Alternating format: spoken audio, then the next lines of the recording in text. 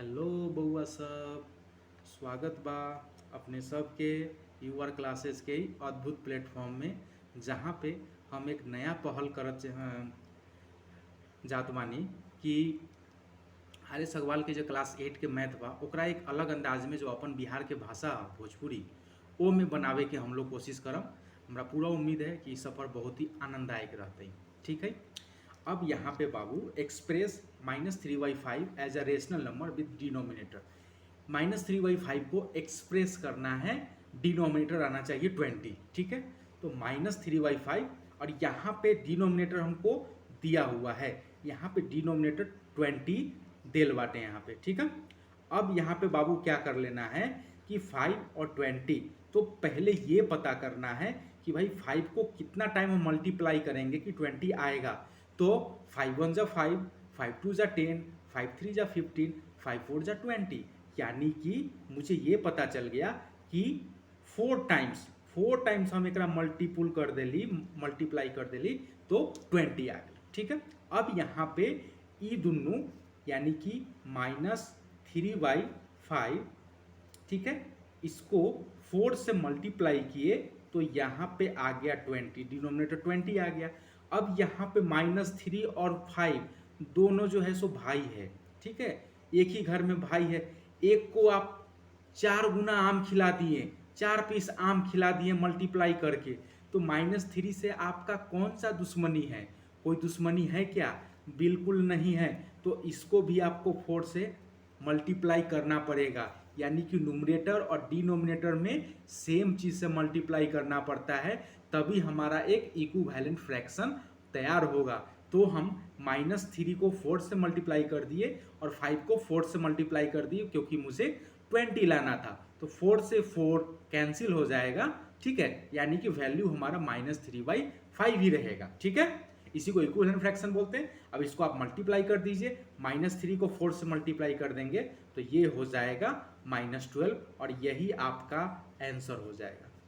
ठीक है, आगे बढ़ते हैं। अगला बाबू माइनस, ये वाला इक्वेशन तो सेम ही रहेगा, -3/5, और इसको चेंज करना है जिसमें डिनोमिनेटर 30 रहेगा। डिनोमिनेटर 30 रहेगा, तो 30 कैसे आएगा? 30 5 1 जा 5, 5 2 जा 10, 5 3 जा 15, 5 4 जा 20, 5 5 जा 25, 5 6 जा 30, यानी कि हम इसको 6 से मल्टीप्लाई यहाँ पे हम कर देनी एकरा। ठीक है, तो जब 6 से तू डिनोमिनेटर के मल्टीप्लाई कैला तो जरूरी बा कि न्यूमरेटर में भी हम 6 से मल्टीप्लाई करम। ठीक है, तो यहाँ पे -3/5 इंटू 6 क्यों किए? आप यहाँ पे आराम से पता कर लिए कि 5 के टेबल में 30 कितने टाइम में है। तो ये हो गया बाबू 5 इंटू 6। तो जब यहाँ पे 6 किए तो ऊपर भी आपको 6 करना पड़ेगा। ठीक है, तो ये हमारा हो जाएगा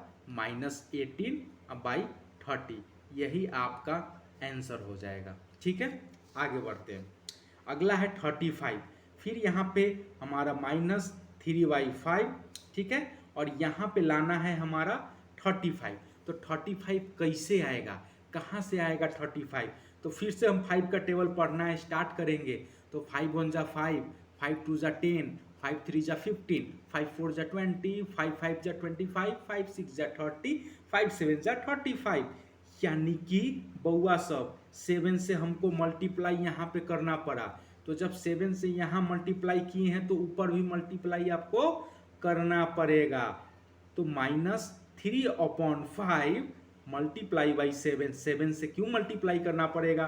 क्योंकि 35 है, और 5 को हम 7 से मल्टीप्लाई करेंगे तो 35 आएगा। तो 7 से मुझे न्यूमरेटर को भी मल्टीप्लाई करना पड़ेगा, क्योंकि ऐसा नहीं है कि एक ही में आप बस सिर्फ मल्टीप्लाई करके और काम चल जाएगा। मल्टीप्लाई जब करेंगे तो दोनों में करना पड़ेगा। तो ये हो जाएगा बाबू -21/35, यही आपका आंसर हो जाएगा। अगला है बाबू -40। अगला है -40। फिर से यहाँ पे हम इक्वेशन लिखेंगे -3/5, यहाँ पे -40 दे दिया। माइनस कभी भी बाबू ना नीचे में नहीं रहता है, यानी कि इसको 40 ही मानिए। तो ये हो जाएगा बाबू 8, कितना टाइम्स मल्टीप्लाई हो गया, 8 टाइम, ठीक है।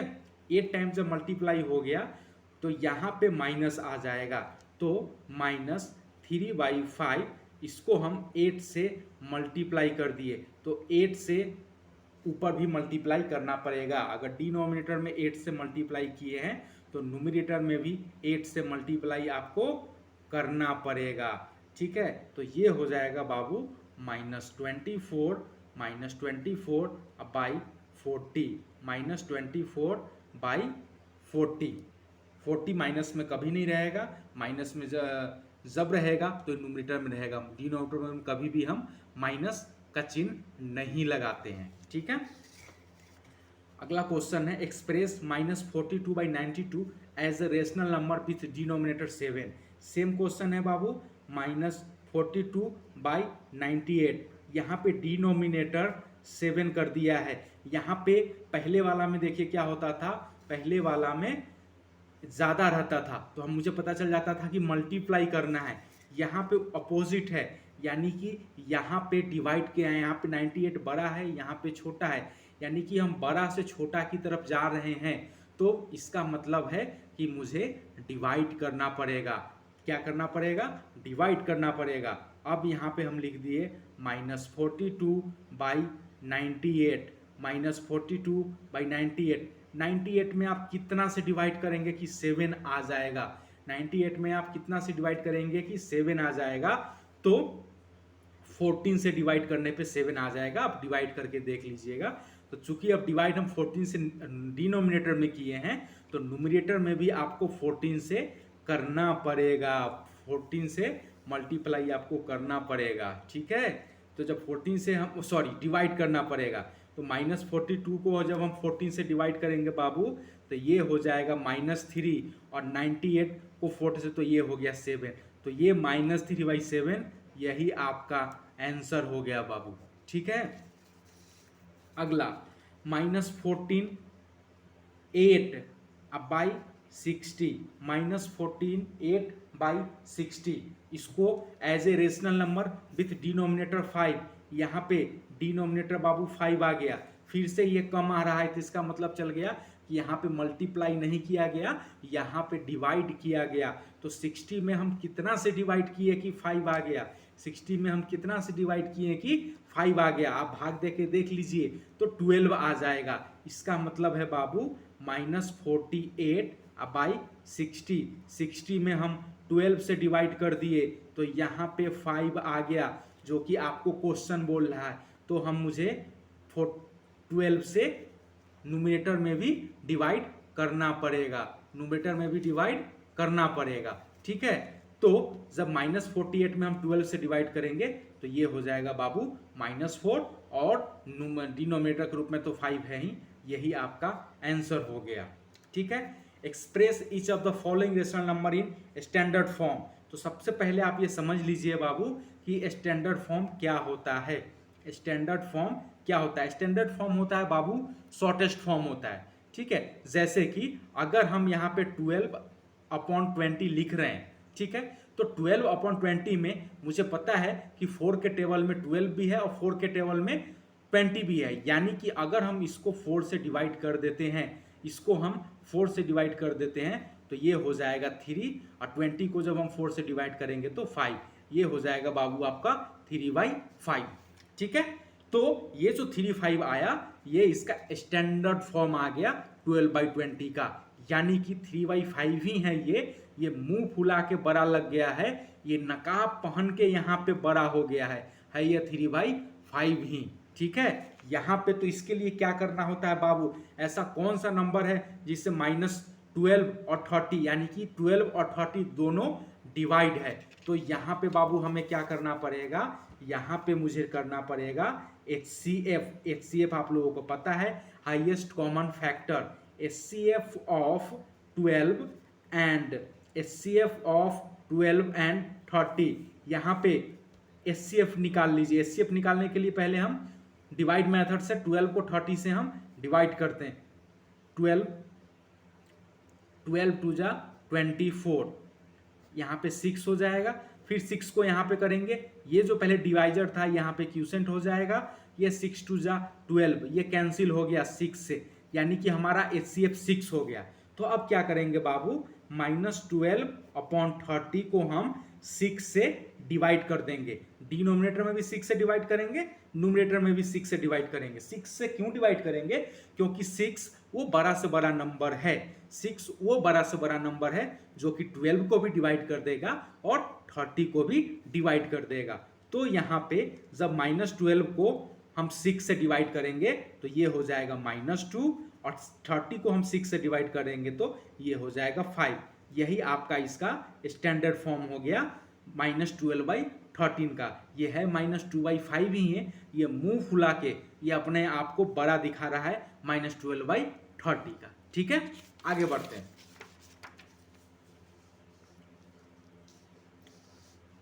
अगला क्वेश्चन है -14/14।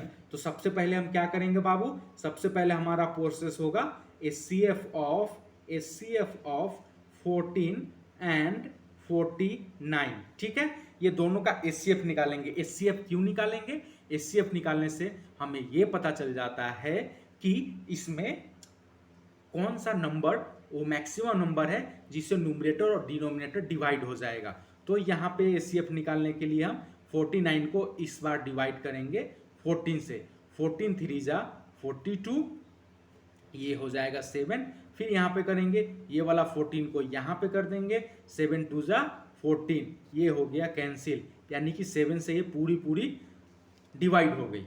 ठीक है, तो यहाँ पे हम क्या करेंगे, is equal to HCF of 14 and 20 is equal 14 and 49 is equal to 7। ठीक है, तो 14, अब यहाँ पे क्या करेंगे, -14 अब बाई 49, अब इसको डिवाइड कर देंगे 7 से, और ऊपर वाले को भी डिवाइड कर दिए 7 से। क्यों डिवाइड किए, क्योंकि डिवाइड हम सिर्फ एक में नहीं कर सकते, हमको डिवाइड करना होगा तो दोनों में करना होगा। तो -14 को जब हम 7 से डिवाइड करेंगे तो ये हो जाएगा -2, अब 49 को जब हम 7 से डिवाइड करेंगे तो ये हो जाएगा -2/7। यही आपका आंसर हो जाएगा। ठीक है, अगले प्रश्न की तरफ बढ़ते हैं। अगला प्रश्न है 24/-64। तो सबसे पहले तो इसको हम न्यूमरेटर का हम साइन चेंज करते हैं, तो ये हमारा हो जाएगा -24/64। न्यूमरेटर में कभी भी माइनस नहीं रहता है। ठीक है, तो माइनस को हम ऊपर भेज दिए तो ये -24/64। फिर हमारा नेक्स्ट स्टेप होगा HCF ऑफ 24 एंड 64। अब यहाँ पे बाबू 24 और 64 को हम क्या करेंगे, HCF निकालेंगे।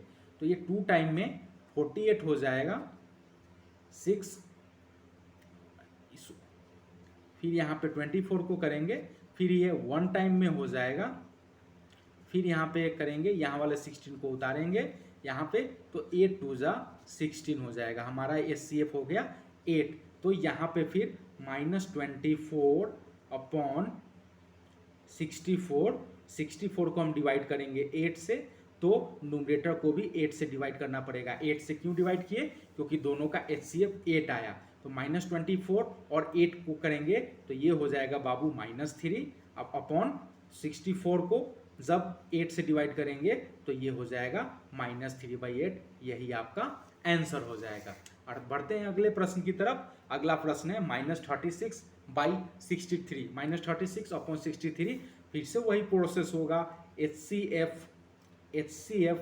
Of 36 and 63। तो 36 और 63 का बाबू हम यहाँ पे HCF निकाल देंगे। तो HCF निकालने के लिए यहाँ पे 36 ये 1 टाइम्स में होगा, 13 में से 6 जाएगा तो 7, और ये 5 में से यहाँ पे 27, फिर यहाँ पे 36 हुआ वो अपॉन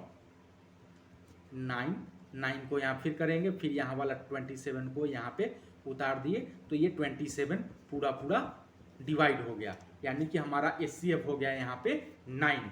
तो अब क्या करेंगे, हमारा अगला प्रोसेस -36/63, इसको डिवाइड कर देंगे 9 से, डिनोमिनेटर में, फिर नोमिनेटर में भी हम 9 से डिवाइड किए। 9 से क्यों डिवाइड किए? क्योंकि दोनों का HCF हमारा 9 है। अब -36 को 9 से जब आप डिवाइड करेंगे तो ये हो जाएगा -4, और 63 को जब आप 9 से डिवाइड करेंगे तो ये हो जाएगा 7। यही आपका बाबू आंसर हो गया। ठीक है, बढ़ते हैं अगले प्रश्न की तरफ। ये प्रश्न को करने से पहले आपको हम कुछ चीज़ समझाना चाहते हैं। ठीक है, आराम से समझिए, इससे ये टाइप का क्वेश्चन समझने में आपको बहुत ही आसानी मिलेगा। जैसे कि बाबू सबसे पहले आप समझ लीजिए, जब हम +1 बोले, ठीक है, +1 या +2 में कौन बड़ा है, तो आप बोलेंगे कि +2 बड़ा है, आसानी से आप बोल देंगे। क्यों बोलेंगे? इसको आप ऐसे समझिए कि कोई 1 रुपया अर्न करता है, कोई 1 रुपया अर्न करता है और कोई 2 रुपया अर्न करता है। आपसे बोलो कौन ज़्यादा धनवान है, तो आप आराम से बोलोगे कि भाई 2 रुपया जो ज़्यादा कमाता है वो धनवान है। ठीक है, तो 1 और 2 में बड़ा हो गया 2, यानी कि अगर पॉजिटिव इंटीजर रहे तो जिसका वैल्यू ज़्यादा रहेगा वो हो जाएगा बड़ा। ठीक है, और उसी में अगर हम बोले बाबू कि जीरो क्या करता है, तो जीरो के पास तो कोई अर्निंग नहीं है, जीरो तो जीरो है। ठीक है, तो अगर बोले जीरो और यहाँ पे -1, 1 के आगे माइनस लगा हुआ है तो इसको -1 बोलेंगे।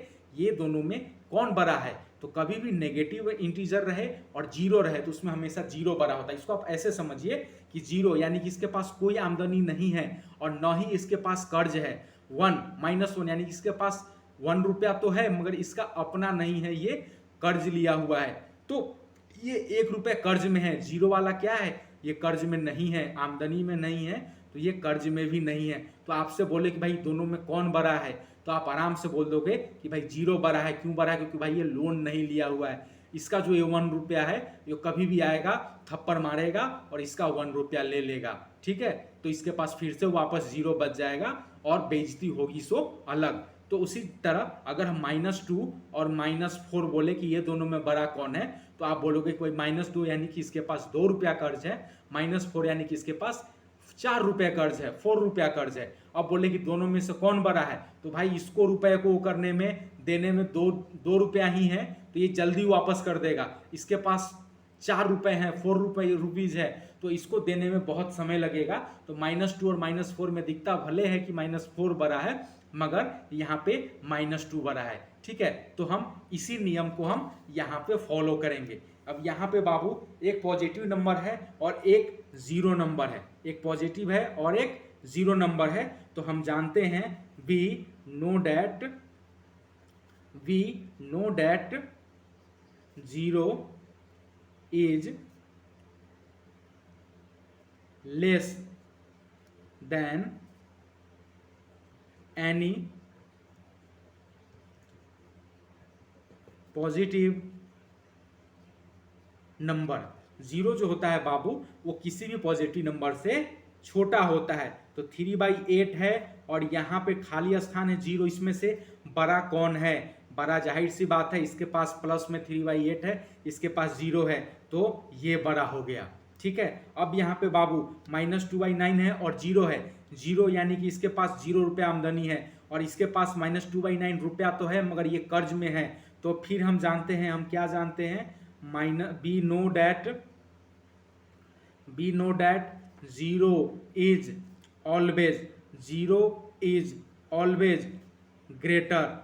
Always greater than any negative number. ये किसी भी नेगेटिव नंबर से जीरो हमेशा क्या रहता है, बड़ा रहता है। तो -2/9 यानी कि ये 2 रुपया, -2/9 ये क्या लिए हुए है, ये लिए हुए है कर्ज, और यहाँ पे है जीरो, तो जीरो कोई कर्ज नहीं लिया है, तो दोनों में वही है जो कर्ज नहीं लिया है, यानी कि ये बड़ा हो गया। ठीक है बाबू, अब यहाँ पे देखिए -3/4 है, यहाँ पे -3/4 है और यहाँ पे 1/4 है, यानी कि देखिए इसके पास 3 रुपये, 4 तो दोनों में सेम है, इसके पास 3 रुपये कर्ज है, इसके पास 3 रुपीज़ कर्ज में है और ये बाबू आमदनी में है, ये इसके पास कोई कर्ज नहीं है, इसके पास आमदनी में है। तो दोनों में बोला जाए भाई एक कर्ज लिया है और एक कर्ज नहीं लिया है। ठीक है, आमदनी किया है, तो दोनों में बड़ा कौन है, तो आप आसानी से बोल दोगे कि ये बड़ा है। ठीक है, अब बाबू यहाँ पे ये भी देखिए 7 7 दोनों में, 7 और 7 दोनों में बराबर है, तो फिर हम देखेंगे कि भाई यहाँ पे ये -5/7 है और यहाँ पे -4/7 है। ये 5 रुपये कर्ज लिया है, ये 5 रुपीज़ कर्ज लिया है, ये -4 यानी कि 4 रुपये कर्ज लिया है। तो दोनों में बड़ा कौन है? भाई कर्ज तो दोनों लिया है, मगर ये देखेंगे कि भाई कम कौन लिया है। तो कम कर्ज लिया है -4, -5 ज़्यादा कर्ज लिया है यानी कि -4/7 ये ज़्यादा बड़ा है। अब यहाँ पे बाबू 2/3 और 3/4, यहाँ पे हम डायरेक्ट नहीं बना सकते हैं क्योंकि यहाँ पे 3 है और यहाँ पे 4 है, डिनोमिनेटर दोनों का सेम नहीं है। तो ऐसे प्रोसेस में हम क्या करते हैं, एलसीएम पहले हम निकालते हैं। LCM of 3 and 4 is equal to, यहाँ पे बाबू एलसीएम निकाल लीजिए। 3 और 4 का जब एलसीएम आप निकालेंगे तो ये मल्टीप्लाई हो जाएगा 3 × 4, यानी कि ये बाबू हो जाएगा 12। यानी कि 12 वो संख्या है, 12 वो नंबर है जिसमें 3 भी डिवाइड कर देगा 12 को और 4 भी डिवाइड कर देगा। सबसे छोटा नंबर है 12। अब बाबू यहाँ पे हम 2/3 इसको इक्विवेलेंट फ्रैक्शन करेंगे। 12 लाने के लिए मुझे 4 से मल्टीप्लाई करना पड़ेगा, तो मुझे ऊपर भी 4 से मल्टीप्लाई करना पड़ेगा, यानी कि 2/3 का वैल्यू हो गया हमारा 8/12। ये जो हमारा 2/3 था उसका वैल्यू हमारा हो गया 8/12। ठीक है। अब यहाँ पे हमारा जो अगला है बाबू, अगला है 3/4। तो 3/4 को जब आप करेंगे तो इसको मल्टीप्लाई करना पड़ेगा 3 से 12 लाने के लिए। तो जब 3 से हम डिनोमिनेटर में मल्टीप्लाई किए तो न्यूमरेटर में भी 3 से मल्टीप्लाई करना पड़ेगा। तो ये हो जाएगा बाबू 3 3 × 9 और 4 3 × 12, यानी कि बाबू हमारे पास एक नंबर आ गया 8/12 और एक नंबर आ गया -9/12। तो अब आसानी से आप बता सकते हैं कि भाई 8 बड़ा है या 9 बड़ा है। 12 तो दोनों में सेम है, तो 8 वाला बड़ा है या 9 वाला बड़ा है। तो आप आसानी से बोल देंगे कि भाई 9 वाला बड़ा है, तो 9 वाला ये ग्रेटर हो गया। एक प्रोसेस और आप कर सकते हैं। क्या करना होता है उसमें, आप 9 को मल्टीप्लाई कर दीजिए 12 से, यानी इसका न्यूमरेटर और इसका डिनोमिनेटर को आप मल्टीप्लाई कर दीजिए। तो 9 और 12 को जब आप मल्टीप्लाई करेंगे तो ये हो जाएगा 108। और यहाँ पे फिर 8 और 12 को मल्टीप्लाई कीजिए, 8 और 12 को मल्टीप्लाई कीजिए तो ये हो जाएगा 96, यानी 8 वाला आया 96 और 9 वाला आ गया 108, तो इसलिए ये बड़ा है। तो उसी तरीके से इसको मल्टीप्लाई कीजिए, इसको मल्टीप्लाई कीजिए, जो बड़ा है उसकी तरफ चिन्ह को घुमा दीजिए, ग्रेटर देन वाले चिन्ह को घुमा दीजिए, वो बड़ा हो जाएगा। अगला बाबू -1/2 और -1 है, यानी कि यहाँ पे ये -1/2 हो गया और ये हो गया -1 को हम -1/1 लिख सकते हैं। 2 और 1 का एलसीएम बाबू, LCM of 2 and 1 is equal to, 2 और 1 का एलसीएम हो जाएगा बाबू 2। अब यहाँ पे -1/2 को 2 लाने के लिए मुझे 1 से मल्टीप्लाई करना पड़ेगा, तो 1 से हम ऊपर भी मल्टीप्लाई करेंगे। ये -1/2 को हम यहाँ पे लिखे तो ये हो गया -1/2। और यहाँ पे फिर पहला वाला था -1/1, इसको 2 लाने के लिए मुझे 2 से मल्टीप्लाई करना पड़ेगा। तो 2 से जब डिनोमिनेटर में मल्टीप्लाई किए तो न्यूमरेटर में भी मुझे 2 से मल्टीप्लाई करना पड़ेगा। तो ये हो जाएगा बाबू -2/2, यानी कि पहला निकल गया आपका -1/2 और दूसरा निकल गया -2/2। अब बाबू -2 और 2 तो सेम है, तो -1 बड़ा है या -2 बड़ा है? तो देखिए यहाँ पे इसके पास 1 रुपये कर्ज है, इसके पास 1 रुपीज़ कर्ज है और इसके पास 2 रुपये कर्ज है। तो जाहिर सी बात है कि -1 वाला बड़ा है, यानी कि -1/2 बड़ा हो जाएगा, तो हमारा ये बड़ा हो जाएगा। ठीक है, यहाँ पे आराम से हम लोग इसको सॉल्व कर लिए। ठीक है, अगले वीडियो में हम इससे आगे के प्रश्न को सॉल्व करेंगे। Thank you.